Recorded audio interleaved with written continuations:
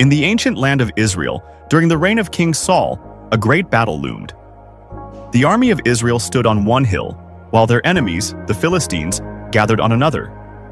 Between them lay a valley, a place of tension, fear, and uncertainty. From the Philistine camp came a giant of a man named Goliath.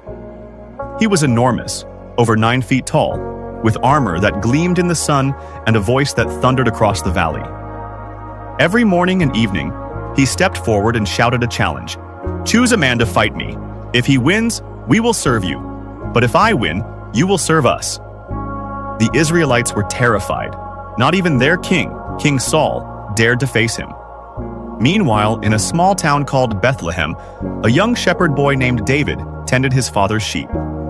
He was the youngest of his brothers, overlooked, underestimated, but deeply devoted to God. One day, David's father sent him to deliver food to his brothers who were serving in Saul's army.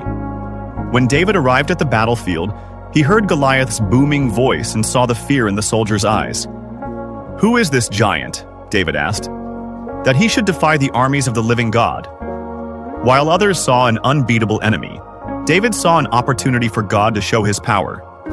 David went to King Saul and said, "Let no one be discouraged because of him. I will fight this Philistine." Saul was doubtful. "You are only a boy," he said, "and he has been a warrior since his youth."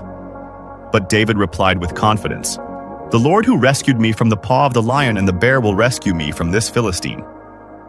Saul finally agreed and offered David his armor. But David refused. It was too heavy and unfamiliar.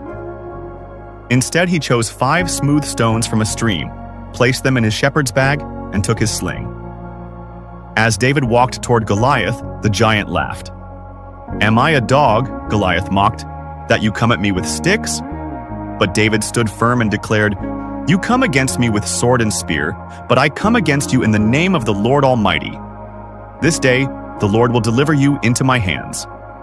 Then, without hesitation, David ran toward the giant.